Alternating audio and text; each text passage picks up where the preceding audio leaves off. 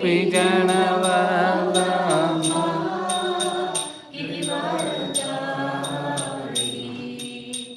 यशोदनन्दन Vraj जनरञ्जन यशोदनन्दन Vraj जनरञ्जन यशोदनन्दन Vraj जनरञ्जन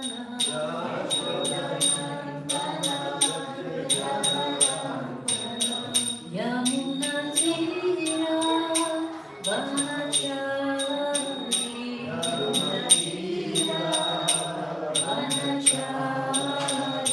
यमुनातीरा वनचारी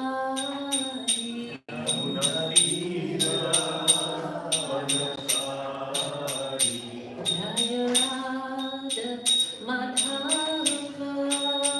Kunj Bihari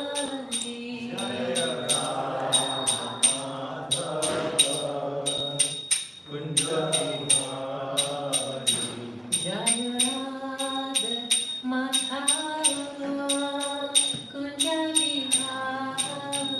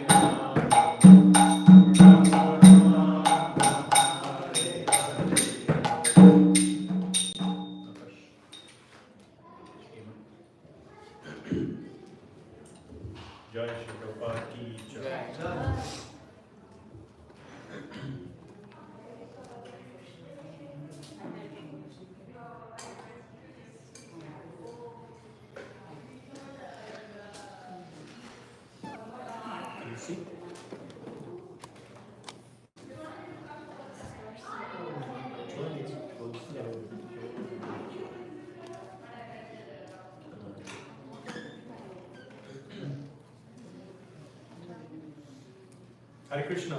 Hare Krishna. How's everyone doing? All right. We ready to listen to some Krishna Katha for the next hour or so? Sure. Yes. Is this better? Yeah. Okay. Let's start with our invocation prayers. I put them up there in case people are not familiar and you want to follow along with us. Om Jnanatimirandasya Jnananjanashalakaya Chakshurunmilitam Yena Tasmai Shri Gurave Namaha Shri Chaitanya Manobhishtam Sahitam Yena Bhutale Swayam Rupa Karamayam Radhi Swakarantikam Vandeham Shri Guru Shri Juta Paramam Shri Gurum Vaishnavamscha Shri Rupam Sagrajatam Sahana Raghunathanvitam Tam Sajivam Sadvaitam Savadutam Parijana Saitam Krishna Chaitanya Devam Shri Radha Krishna Padan Sahana Lalita Shri Shakhanvitamscha He Krishna Karuna Sindhu Dinabandhu Jagatpate Gopesha Gopika Kanta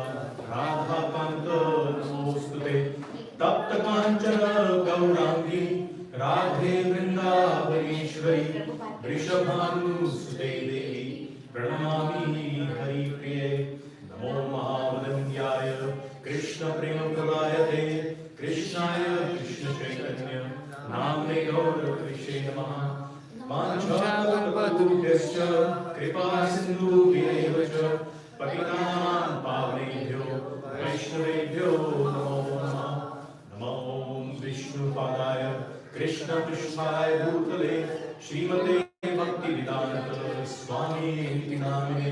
We chant this prayer all the time, so it's nice to also see the English for all of it, but especially here. I offer my respectful obeisances unto His divine grace. I see Bhaktivedanta Swami Srila Prabhupada, who is very dear to Lord Krishna, having taken shelter at his lotus feet. I'm losing my voice. Namaste Saraswati Gauravani Prachare Nirvishesha Shunyavadi Paschatya Deshatarine. Our respectful obeisances are unto you, O spiritual master, servant of Saraswati Goswami. That's why we say Namaste Saraswati Devi. Right? Not Saraswati Devi, Saraswati, servant of Saraswati Goswami. You are kindly preaching the message of Lord Chaitanya Dev and delivering the Western countries which are filled with impersonalism and voidism.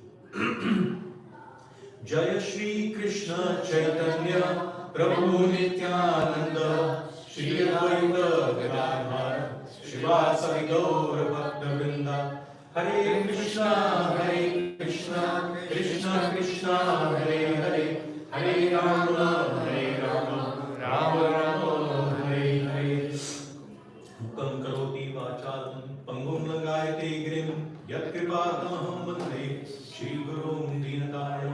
This prayer means I offer my respectful obeisances unto my spiritual teacher, my spiritual master, by whose mercy even the lame can cross mountains and the dumb can speak eloquently. So our topic today is actually Om Shanti, or the anxiety of love. Right? It's a question. Hare Krishna. So, oops. Wonderful, come up front so you can see better. Hare Krishna.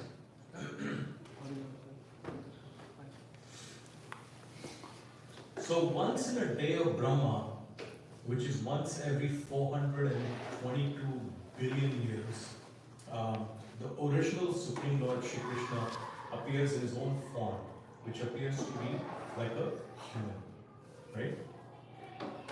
But when he appears from the heart of Devaki, he first shows himself in his four-handed Vishnu form, right? He comes with Gada, Chakra, Padma that is lotus, right? And what is the fourth implement? Shankha Chakra. Thank you, Shankha. Conch shell. Right? So it comes. Which baby have you seen come out with four arms holding these four, sacred instruments in his hands, right? And then he transforms himself into his original two-handed form as Krishna after Devaki and Vasudeva offer him prayers. But this he tells Vasudeva and Devaki, he did it so that they would believe that the Supreme Person has indeed appeared as their son, and to remind them of their previous births when he also appeared as their son, right? Then he's transferred from Mathura to Gokul. We all know Vasudeva takes him through, the flooded Yamuna river, which parts as soon as the Yamuna's waves touch Krishna's thumb, right? As soon as she touches the lotus feet of Krishna, she calms down and she parts ways, and then Vasudeva is able to walk across the banks. Across the riverbed, to all the way from Mathura to Gokula, to the house of Nanda and Yashoda, and he transfers the baby there, and Krishna starts growing up as the son of Nanda and Yashoda. And Krishna lives there for about 11 and a half years. Actually, it's 11 and a half years and I think 5 days before he goes to Mathura on the invitation of Kamsa, and Akrura comes to take him. So, thank you.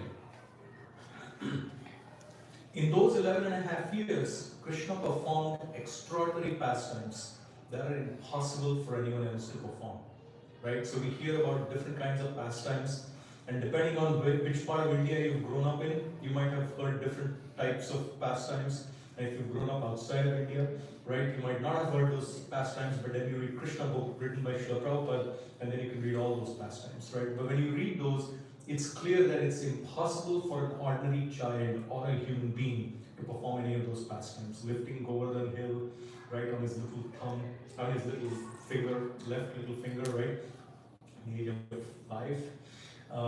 Killing Putana when he was 3 months old, and Trinavarta demon, and all kinds of extraordinary pastimes, right? So his pastimes, the scriptures tell us, have 2 main purposes. The first main purpose is to exchange love with his devotees, who are in different mellows, moods, or rasas. Now, most of us have heard of Shanta or neutrality. That's essentially trees and boulders and stones and what we think of as inanimate objects. Those are typically in the mood of neutrality, right? But then you have dasya, which most of us are familiar with, servitude. Right? We always think of, in every religion, every tradition, it's common for people to say, I'm the servant of God. Right? So that's the second mood. The third mellow, which you see, especially in Krishna Leela, you don't see in other Leelas, is Sakhya or friendship. Right? Where Krishna's friends actually think of themselves as equal to him, and in some cases superior to him. Right? Now this is God. But some of his friends are thinking hey, Madhumangal, for example, thinks I'm a Brahmin, you're a Vaishya, right? I'm superior to you, so you should serve me and feed me, right? So this mood is very unique in Krishna Leela. Another unique mood is Vatsalya or parental. And in Vatsalya, we're going to hear a lot about this, which is parental love, and then Madhurya or conjugal, which is the highest rasa. The rasa of conjugal love between lovers, right? So you hear these different mellows, and there are different devotees in Braj, and they don't cross over. So it's not like, someone who is in Sakhya suddenly goes into Madhurya. It's not like that, right? They're eternally in Sakhya, they're eternally in Vatsalya, and that's their service to Krishna. The second purpose of Sri Krishna's pastimes is to enchant the hearts of all of us who will hear about these pastimes in the future and develop a strong attraction for Krishna, right? So these are 2 main purposes that Krishna does his pastimes. One is exchange love with his devotees, and the other is to enchant the hearts of people who will hear about these pastimes and develop a strong attraction.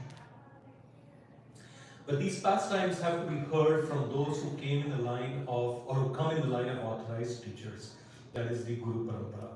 So we cannot, in scriptural or spiritual things, we don't rely on, I think it is like this, or he thinks it's like that. I think Shyam Sundar saw Krishna, Shyam Sundar Prabhu saw Krishna, floating in the lake in Minneapolis or in Indianapolis, right? It's not like that. We actually rely on what the scriptures are telling us, right? And the scriptures tell us not just the past, but they tell us the present and the future as well, especially the Bhakti scriptures, right? Srimad Bhagavatam and Bhagavad Gita. So, this is the topic of today, right? Om Shanti, or the anxiety of love. It's very common for people to take to a spiritual path for the sake of getting some Shanti. Is it not right? Yeah? Is anyone here because they want some Ashanti in their life? Probably not, right? However, I'm going to actually talk for the rest of the talk about the specialness or the special features of the anxiety that is felt by the Brajavasis, the residents of Vrindavan, in their extreme love for Krishna. And I'm going to make the case that higher than Shanti is the anxiety of love. Especially in the three higher rasas. So we saw the rasas before, Shanta and Dasya were the lowest. And when I say lowest, it's not like they're bad. It just means that there's less expression of love in those rasas compared to the higher rasas, right? But in the higher rasas, which is Sakhya, friendship, Vatsalya, parental love, and Madhurya, conjugal love, a recurring feature is ups and downs, suspense, and even anxiety, right? Now, when you watch a movie, I haven't watched a Bollywood movie in a long time, so please forgive me. I think the last movie I probably watched was Dulhania DDLJ, whatever that DDLJ is, right? Right? So, have you ever seen a movie which only goes in one flat line? Anyone? It doesn't go in a flat line, right? They love stories, they always go through like ups and downs. Like there is, they see each other, they fall in love, then there is like excitement of getting in love with each other. Something happens, either the parents oppose it or something happens to the groom or the bride, and then there is a breakup for some time, or they get separated, and they are in extreme anxiety and they're like extreme sorrow from each other, and then they meet again at the end, right? So there's lots of suspense. Everything that we see in life comes from the higher place of the spiritual world, right? It doesn't originate here, it originates there. But it's a reflection, like you see in the mirror, right? When you look at yourself, your right side looks like it's the left side, right? And your left looks like it's the right side. So the spiritual world is the original, the material world is the reflection of the spiritual world.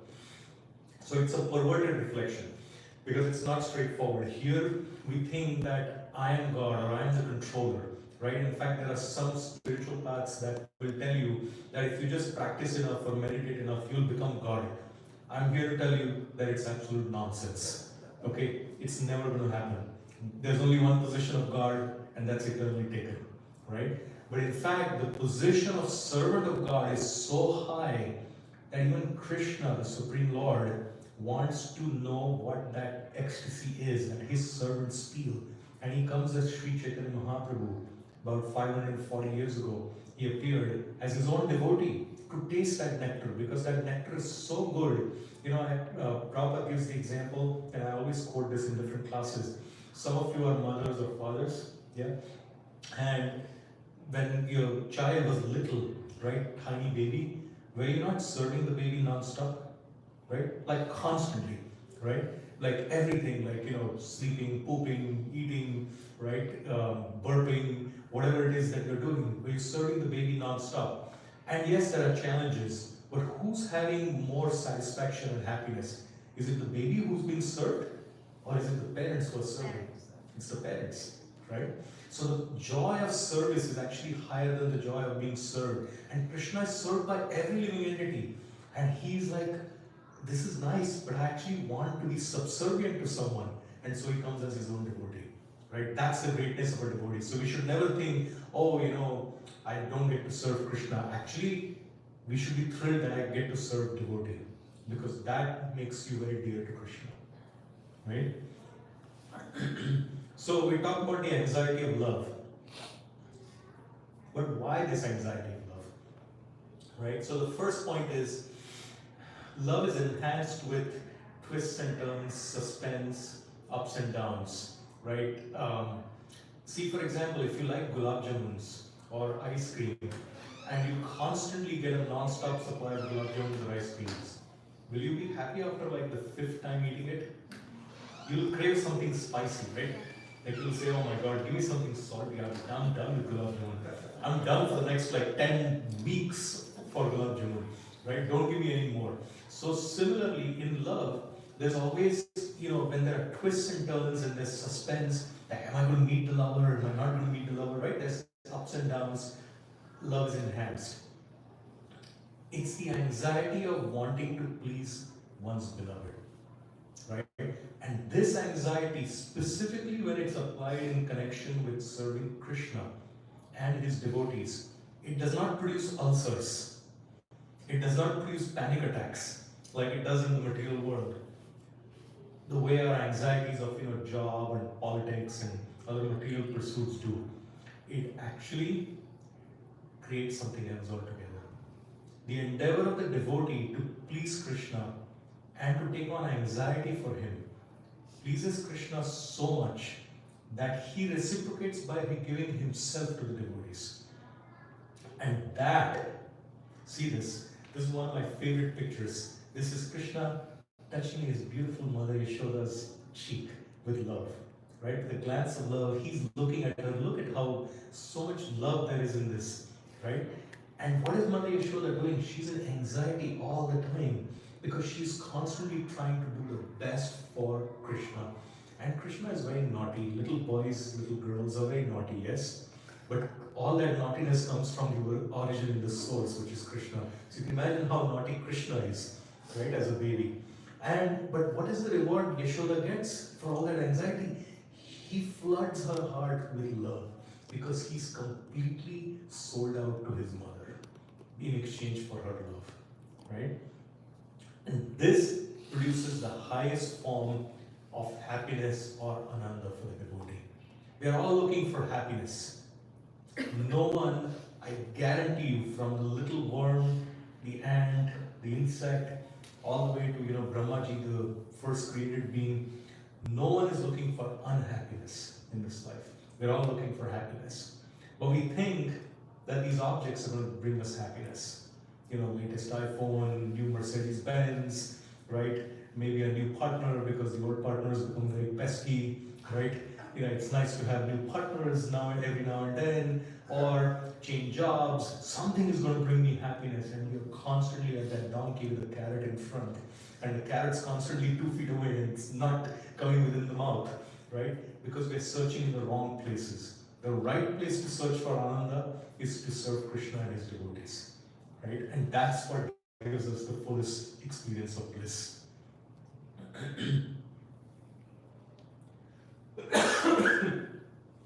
So what is the effect of hearing and chanting Krishna's pastimes? So we turn to Srimad Bhagavatam because, like I said before, we don't speculate, we don't think we know, or we don't have like these feelings that we express.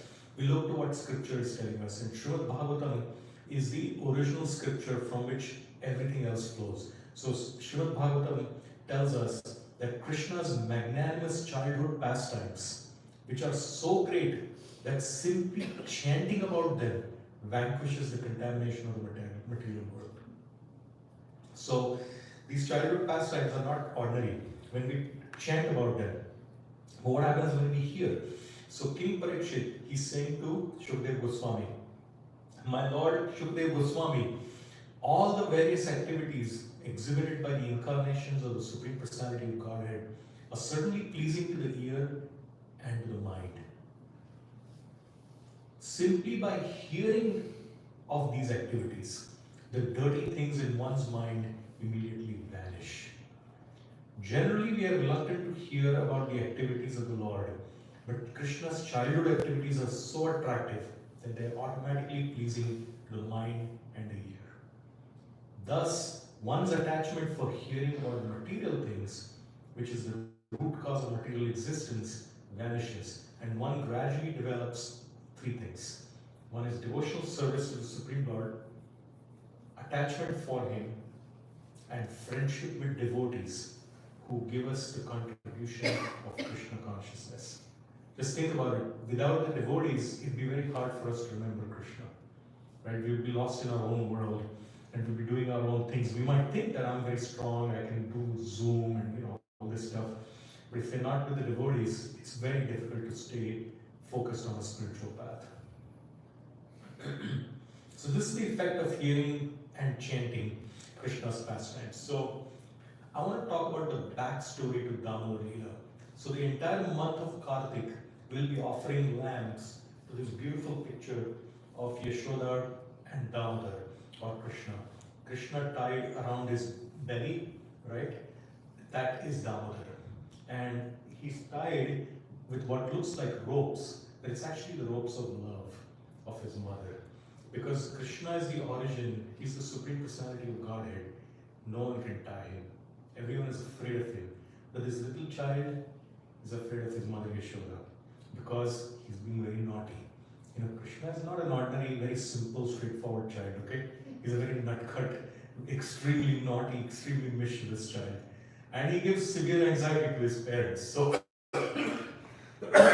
it's not like having Krishna as a child is not like a, walk in the park, right? You're constantly on your toes. So I want to talk about the backstory to Damodar Leela.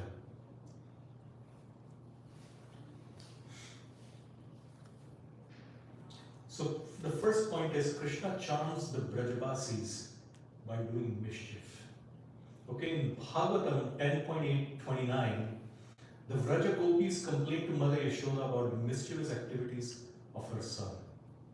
Our dear friend Yashoda, they are saying, your son sometimes comes to our houses before the milking of the cows and releases the calves. And when the master of the house becomes angry, your son merely smiles. Sometimes he devises some process by which he steals palatable yogurt, butter and milk, which he then eats and drinks. When the monkeys assemble, he divides it with them, the butter and milk and yogurt. And when the monkeys have their bellies so full they won't take more, Krishna breaks the pots. Sometimes if he gets no opportunity to steal butter or milk from a house, he'll be angry at the householders of that house. And for his revenge, he will go agitate the small children in the house by pinching them. And then when the children start crying, Krishna will go away. And so they're complaining to Mother Yashoda like this. And in fact, so at the bottom I have stories of Krishna's mischief. Hold on, I need to switch this off.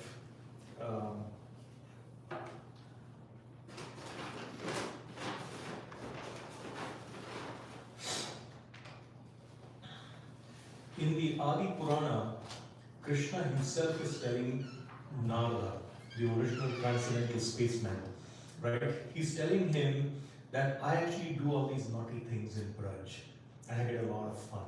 But it's not just me that gets a lot of fun. All the Brajvasis, they get drowned in pools of ecstasy. In fact, we hear that in the Damodar Ashtakam, one of the translations, right? And so Krishna is telling Narada all the things that he does.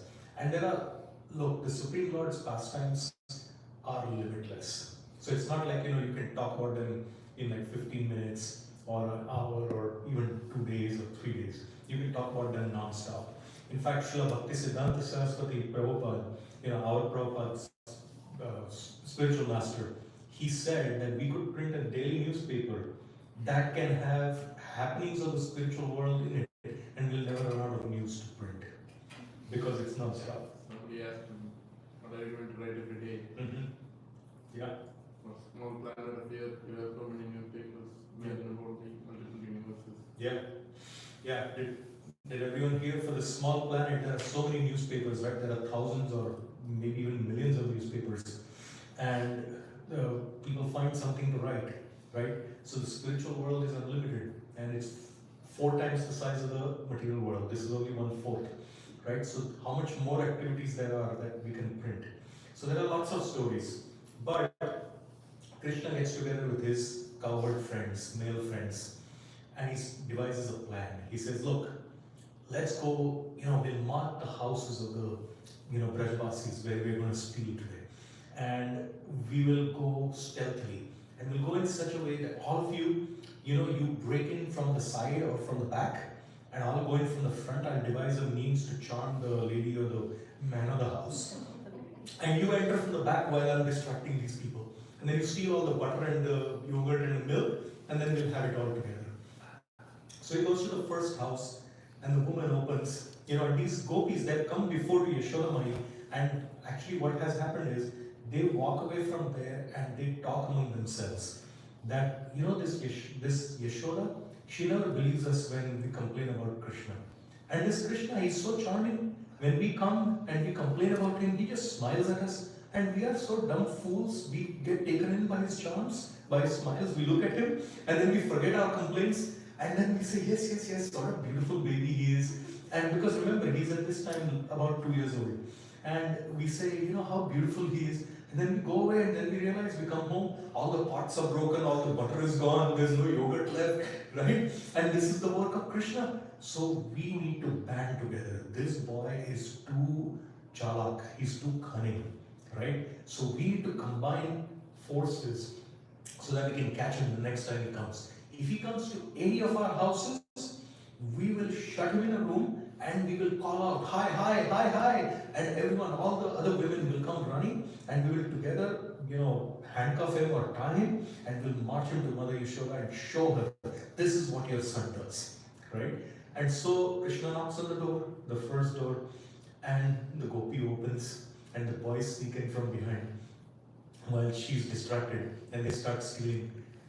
The gopi looks at Krishna. Krishna just smiles at her and she's totally stunned.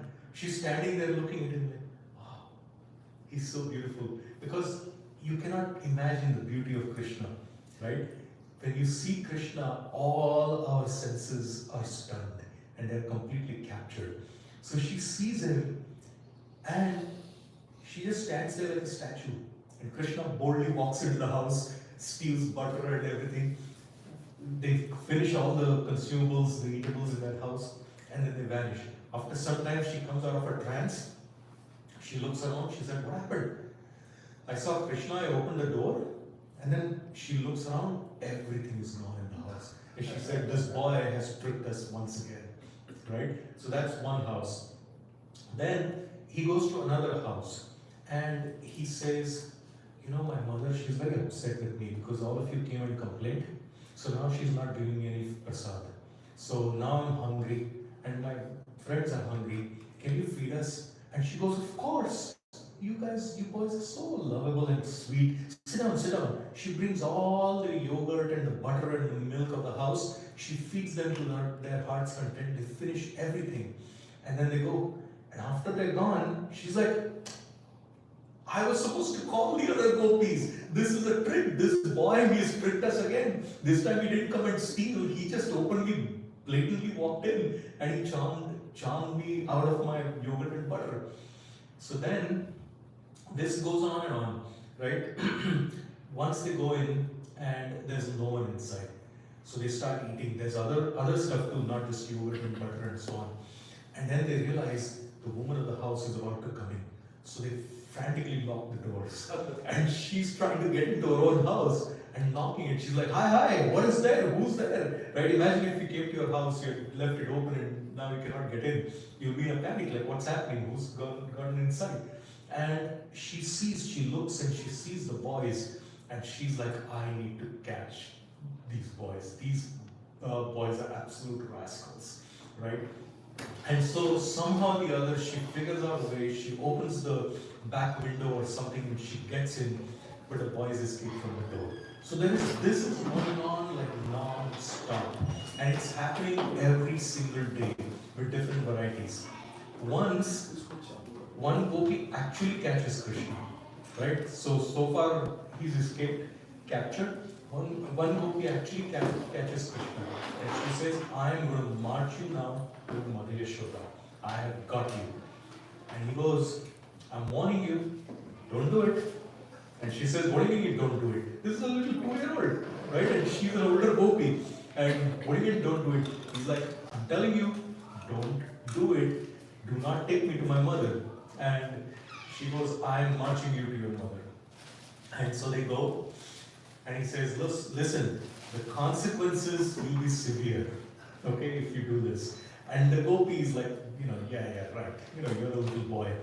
And so she takes him in front of Mother Yashoda and she starts complaining, this is what Krishna does. I caught him red-handed today. And look, he's standing right here. And she turns around and it's her own son standing right next to her, holding her hand. Where's Krishna? And Mother Yashoda says, but that's not Krishna, that's your son. And she goes, no, I tell you it was Krishna. And he's done some trickery. This boy is so naughty, he's done some trickery, right? And so finally she's feeling insulted and humiliated, and she leaves from there. And she starts walking back with her son. Midway to her house, the son turns back into Krishna. And Krishna says, listen, I told you, I warned you, do not do it. I embarrassed you this time, it was your son. Next time you do it, it'll be your husband standing next to you, not your son. So Krishna is doing this non-stop, right? He's so full of mischief. And all of them are full of what to do with this boy and with all his naughty friends, right? So this is the backstory to Damodar Leela, why Yashoda Mai said, he constantly, all these gopis complain about this butter stealing pastimes. Am I not feeding him the right kind of foodstuffs? So Nanda Maharaj has 900,000 cows, of which 108 cows are very special, of which the topmost 8 cows are the absolute special. And she goes to great lengths, selects the most fragrant grasses for these 8 cows to eat. And then she feeds them over time, and then she milks them herself, right? One of the unique features of Braja Bhakti is Nanda Maharaj and Yashoda Mai are the king and queen of Vrindavan. But they do all this service to Krishna themselves. Definitely, they have help, but it's not delegation that, okay, yeah, you take care of this, you take care of that. I'll sit like a queen and I'll do this. Yashoda Mai is churning the butter herself. She's feeding the cows, she's milking the cows, because it's all for her beloved Krishna. Hare Krishna Prabhu. So, this is the backstory as to why Yashoda Mai, why this Damodar Leela happens, because all these complaints from the Brajavasis have got her to a point where she thinks, I really need to feed Krishna something extra special, so that he will not hanker for the milk and yogurt and butter of other people's cows and so on. And so that milk, which she has grown with the special grass and the special cows, that milk is boiling one day when Krishna is asleep. And he wakes up, and as soon as she hears she's churning the butter, and like this with a manual churning, and Krishna comes and he sits in her lap and starts drinking from her breast. And she's very happy, she looks at him, she feeds him. And then she suddenly remembers, she hears, milk has a slight noise that it makes when it starts to rise, right? So she hears that the milk is about to boil over, and she races for the kitchen, putting Krishna down. And our Krishna is very upset, because he's like, I am the most important focal point in this house. How dare you put me down? Now, actually he's right, because Krishna is the focal point of the entire universe, all creation, right? And when that is the focal point, then everything is in harmony and we are happy. But Yashoda Mai doesn't see Krishna as God. Yashoda Mai sees Krishna as her own son, right? To be protected and to be taken care of and to be chastised. So she puts Krishna down, and Krishna is very upset because she goes to look after her milk. And that's the start of the Damodar Leela, where he gets upset, he breaks the pot of yogurt that she's churning into butter, and then he takes that butter, he eats it, and then he runs. And his little butter footsteps go into the store, and in the store he finds other foodstuffs tied up, and he starts taking those down from the ceiling and the rafters, and he starts feeding those foodstuffs to the monkeys. And then the monkeys, they are totally full, and all the friends of Krishna are gathered. And Mother Yashoda comes back from the kitchen, looks for this baby boy, sees little butter footsteps on the floor. She doesn't see Krishna, and she realizes that this naughty rascal has done it again. And she goes, chases Krishna into the storeroom, and that's the beginning of Damodar Leela. So I think most people here, show of hands, know how the Leela happens, right? And we'll read it in the translation also. So I won't get into the Leela, but I wanted to touch on it since it's so pivotal for Kartik month that's going on right now. So, one question that might arise, why does Krishna do all this mischief? Especially, why does he steal? He's God. He doesn't need to steal, he owns everything. Right? So the real spoils of Krishna's stealing thievery are not milk and butter. They are actually the hearts of the residents of Vrindavan. In truth, Krishna's activities of stealing their dairy products and doing other mischief is his way to connect with them. Right? The gopis are just ostensibly complaining about him. One day Yashodamai says, since you all complain so much, I'm going to make sure Krishna and Balaram don't come to your house anymore. And you know what happens? They panic. Because their whole life is to see Krishna and Balaram. Every single day, they do their churning of butter and their buttermilk and their yogurt, thinking, today Krishna will come and steal my milk products. Because they are making it for Krishna. They are not making it for themselves or for their families, right? They are so in love with Krishna. And you know what happens when you're in love, when you're absolutely besotted with someone, you constantly talk about them. You find excuses to go talk about them. Think about a time when maybe you were young and you were in love, right? And some of you are still young. But think about a time when you first fell in love, right? Where you're not like constantly looking for excuses to like talk about the object of your love, right? You would find like some stupid excuses, like a silly reasons to go talk to someone about it, or your mother, or father, or brother, or friend, right? So the gopis, they come and complain to Mother Yashoda because they want to talk about Krishna, and they also want to see Krishna in the house, right? So they're not actually complaining; they're hoping that Krishna will come and steal the butter. So this is his way to connect with them. And it's not just the devotee who becomes bound in affection with the Lord. The Lord himself becomes tied up. This is the beauty of the Braja Leela. In Hari Bhakti Shuddhodaya 14.29, the Lord himself tells Prahlad Maharaj, though I am eternally free and independent, still I become bound up with the rope of love of my devotees. Though unconquered, I am conquered by them. Though not controlled, I am controlled by them. And this is a picture. Krishna is controlled by the love of his mother, but he's really controlled by the love of his devotees. You know, Mother Yashoda is the topmost Vatsalya Prem symbol, right? The symbol of parental love. But all of his friends, he's equally. Think about a yoke. You know, have you seen a bullock cart in India or somewhere, right? The bullocks have a yoke, right, that goes against their hump, over their hump. And the yoke is a bi-directional yoke, right? It's not just a one-way connection. It's a two-way connection to the person who is driving the cart as well as to the bullocks. So same thing between Krishna and his devotees. There is a two-way connection. It's not just one. So there's a connection and an exchange of love between the two of them. So one question might arise, and you might say, well, when this Damodar Leela happened and Krishna, got the mortar stuck between the trees, and the trees came, fell down, and out of the trees came Nalakuvera and Manigriva, right? These two divine beings. And even when Krishna was being tied, you can see there are gopis, there are gopas, his friends all around. Why did they not untie him after Mother Yashoda had gone inside? It's a common question, right? It may have occurred to you. Yeah? Anyone have an idea or a theory why? He was charming even when he was tied up. He was charming when he was tied up. Yes, Krishna is always charming.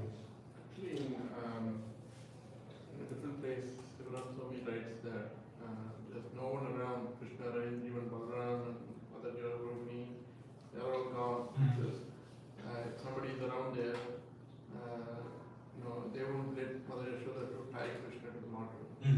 So, nobody is around. Only Mother Yashoda and Krishna that day. I mean, there's different kinds of there's different versions of this. One version I've heard, it's like Kirtan. Kirtan, happens with different people. The entire village comes together to lend rope to Mother Yashoda. And she's tying this Krishna, and it's not like Krishna is a 2-year-old baby, 2 years and 2 months. It's not like his waist started to expand. It's not like that he became, from this tiny little waist, that he became like the size of this room, right? It's not like that.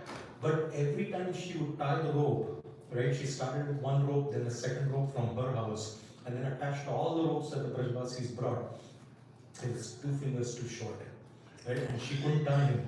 And then finally, when Krishna saw that she was laboring and she was desperate to tie him, do you know why she wanted to tie him? So, in modern terminology or modern practice, people might say, my God, is this child abuse? Like, she's showing the stick, she's tying the child. It's actually not. Because Mother Yashoda, the dialogue that happens between them, she's telling him, you're constantly stealing butter and then you're feeding it to the monkeys. You are a monkey yourself, right? And Krishna goes, well, if I'm a monkey, then I'll go live in the forest. I'll run away from here. And she becomes full of fear that I have to go do my service to Krishna. I have to cook for him. I have to do so many things. But if I leave him alone, he's a very naughty child. He's extremely impetuous. What if he actually runs away to the forest, right? I need to tie him. That's why she wants to tie him, right? So not because she's mean or she's angry or whatever. And she had a stick in her hand just to show that, hey, I'm the mother, I'm the boss, okay? And as soon as she saw her child was afraid, she never touched him. She had just showed it to him. She threw it away, right? Because she saw her child was shaking with fear. Imagine, there's a verse in Bhagavatam that says that the wind blows in fear of Krishna. The sun rises in fear of Krishna, right? The rain falls out of fear of Krishna, right? The Lord of Death, Yamaraj, carries out his duties out of deference and fear of Krishna. And this Krishna, who every gigantic, powerful personality is afraid of his mother Yashoda, right? What is the nature of her love? So why did the others not untie Krishna? Because, when he was stuck between the trees, all the male friends, coward friends, they were laughing at Krishna. They said, look at you. You claim to be like so powerful and so big. You're tied. You cannot even free yourself. You say you free other people from, the bondage of material existence. You cannot even free yourself. What kind of powerful person are you? This is the exchange of saksharas, right? This is the love of saksharas. So the answer is given in Lalita Madhava, Rupa Goswami's Lalita Madhava. Navavrinda Devi asked Krishna why Nalakubera and Manigriva, after they were released from their forms as trees by the Lord, they did not reciprocate the favor of untying Krishna from the wooden grinding mortar that Mother Yashoda had bound him to. So with tears in his eyes, Krishna replied to Navavrinda Devi, Mother tightly bound me with a strong rope of maternal love. Although I can release all living entities from the bondage of birth and death, I have no power to untie my mother's ropes. If I have no power, what can be said of the power of others to untie these ropes? Right? So Krishna is powerless to untie these ropes. It has to be untied by a devotee who's equally in Vatsalya love. And that was Nanda Maharaj. He released him from the bonds of Mother Yashoda. Right? So, lastly, we'll read from Srila Prabhupada's purport in Bhagavatam 10.6.18. Prabhupada says, Krishna is the real personality of Godhead because whether as a child or as a grown-up young man, he's the same person. He does not need to become powerful by meditation or any other external endeavor. Krishna is always God. No one else can become God. Only Krishna is God. Right? And he does not need to become that. He's already that. And then what does Krishna himself tell Arjuna in Bhagavad Gita 9.11? He says, fools deride me when I descend in the human form. They do not know my transcendental nature as the Supreme Lord of all that be. Right? So we look at these pastimes and we think that maybe he's a slightly extraordinary human being, but he's not. He's actually the Supreme Personality of Godhead. He's appearing in a form that we can relate to. And this is his original form, because far from thinking, some people, atheists and agnostics especially, will say that you guys are superimposing humanity on your conception of God, that because you look like a certain way, God must look like a certain way. It's actually the other way around, that we look how we are because we are made in God's image, not that God is made in our image. That makes sense? So, but because he comes in this human form and he has these very human exchanges with his devotees, some people misunderstand and they actually criticize him. That's why Krishna says, fools deride me when I descend in this form. This Bhagavad Gita 9.11, Prabhupada writes a very powerful purport there that's worth reading. So if you have Bhagavad Gita, please read this purport now. If you don't have it, please take it home and read it tonight. Right? So I want to give special thanks to, for this class specifically, to His Divine Grace A.C. Bhaktivedanta Swami Srila Prabhupada. Without him and without his books, we would have absolutely no knowledge of the spiritual world. We would all be speculating about what is the truth. And for this class, also I picked up some material from Shri Krishna Kathamrita Bindu, issue number 583, which is produced by this divine devotee called Madhavananda Prabhu. He is a senior disciple of Srila Guru Govind Maharaj, who is a disciple of Srila Prabhupada. And here he's shown with his saintly wife Krishna Kund Devi. So special thanks to them. So I'll stop here and see if there are any questions, comments, or corrections.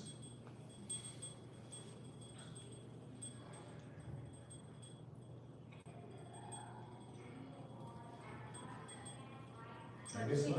Yeah. Mataji, have a question. Oh. So Vishnu or Krishna is in Vaikuntha, Mm-hmm. is in that higher universe. And also in Bhagavatam there is talks about different forms of life in different Mm-hmm. planetary systems.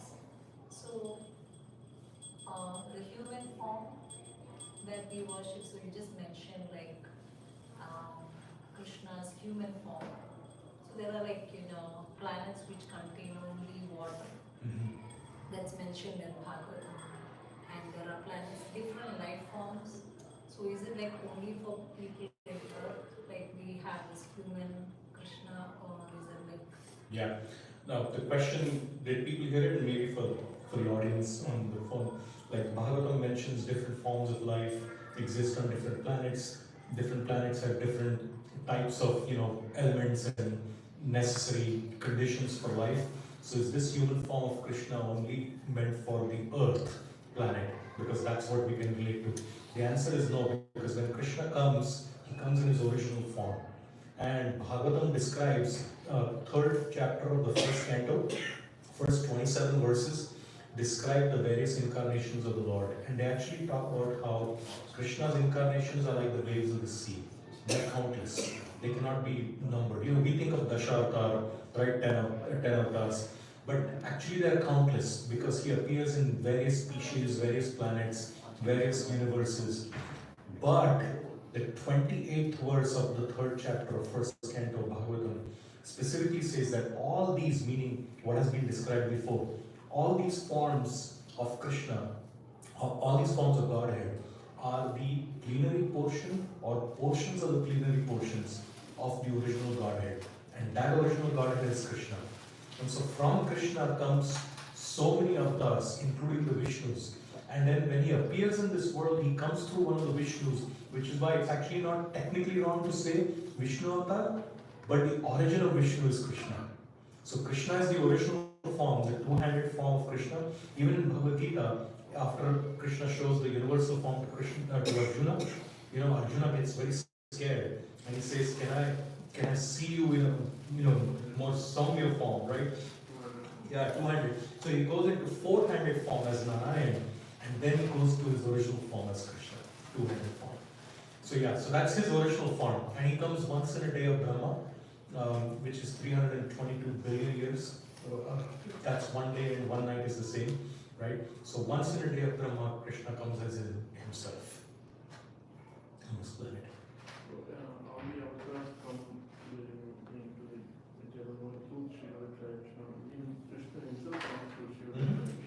Yeah.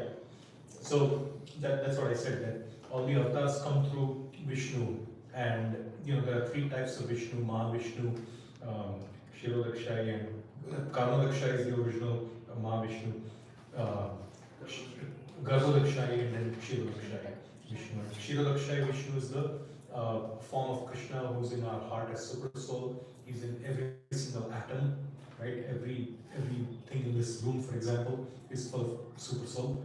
And Garbhodakshai Vishnu is the form that Krishna appears through. Shreya. Since we are celebrating month of Kartik, can you quickly emphasize and remind us of importance of taking vrat, even smaller vrat, for this month? Thank you. Yeah. So this month of Kartik, which began on Thursday, on Thursday, is a very special month. So this month, the Bhakti scriptures tell us it belongs to Srimati Radharani, Krishna's topmost devotee. And it's the month of Damodar because this is the month in which Krishna was tied by Mother Yashoda on his belly, right? And that, by the way, that time happened on Diwali day. So when we talk of Diwali, that's the actual episode of Damodar Leela happened on that day, and Lord Ram came back to Ayodhya on that day. So both those auspicious things happen on the same day, right? So the month of Kartik, think of it like, we all go to the mall for like 50% off sales in Black Friday or Christmas or something, right? And especially, in this country there are sales practically every other week, but in some countries, like I used to live in Australia, they only have sales like twice a year. And so, for those 2 weeks a year, people like actually sleep on the ground and start queuing up from like 3 a.m. because everything is like 50% off, right? So think of Kartik month as everything is 1000% off. Okay? Now you might think that's mathematically impossible, but that's the mathematics of Shri Krishna. So what Krishna does and what Radharani does in this month is they make it very easy to practice bhakti. And the rest of the year, we might be struggling, but it's important to take up a vrata, no matter how small or how large. And don't tell anyone else about your vrata, right? Because it's said that if I tell Prabhu about my vrata, then he gets half the credit for the vrata that I'm doing, right? So yeah, he's pulling it in. So do something at the minimum. Offer a lamp every day to the picture of Yashoda and Damodar. Gila. Sing Gilam, sing Damodar Ashtakam, which you can find out on the internet. Then you can take a vrat. If you already chant, you can chant extra rounds. If you're chanting X number of rounds, you can chant extra rounds. If you're not chanting at all, resolve to chant at least 1 or 2 rounds a day. It doesn't take a long time. It's like 7 or 8 minutes per round, right? But do something because it's an opportunity to attain grace, which is very special. And it's said, whatever spiritual activity we do in this month, it's equal to doing it 1000 times. So if you chant 16 rounds every day in this month, you're chanting 16,000 rounds every day, right? That's why I said 1000%. It's spiritual mathematics. And if we don't do the vrata, it's not like, okay, we're going to hell or whatever. It's just that we will have lost a really precious opportunity, right? It's, Sachinandan Swami, one of my teachers, he said in a Kartik reflection 2 days ago that I heard, that this month of Kartik is like a Chintamani stone. It's, it's like a desire stone. Anything you desire from this month, spiritually you will get it, right?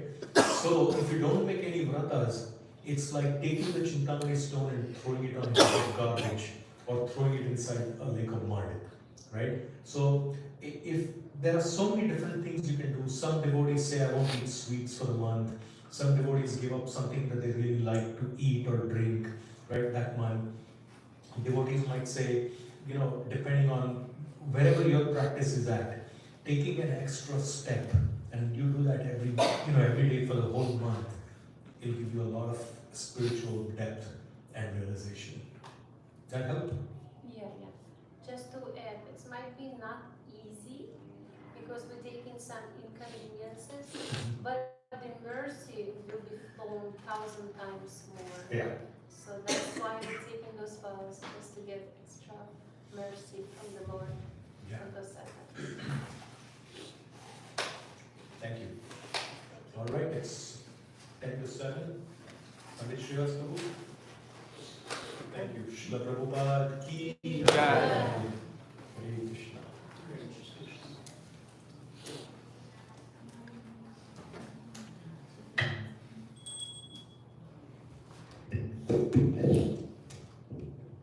Hare Krishna. Alright, so we have quite a few things that are going to happen today. We're going to do Deep Down for the very first time while we are singing Damodar Shtakam. So let's do that while the Damodar Shtakam song is going on. So it will be projected over here and all that. But before that, we have a few announcements. Maybe the kids can come in now. Can somebody get the kids? No? That will be nice. One announcement, well, before we get into the announcements, please let us thank His Grace, Yashoda Dulal Prabhu, by chanting the Hare Krishna Mahamantra. Hare Krishna, Krishna Krishna, Hare Hare, Hare Rama, Rama Rama, Hare Hare.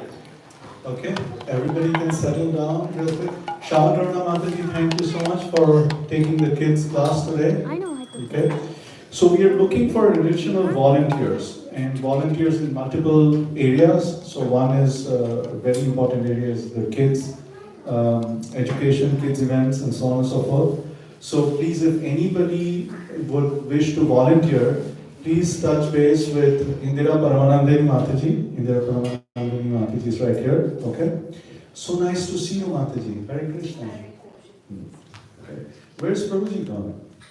Actually, my younger daughter, she is not feeling well. Oh, okay.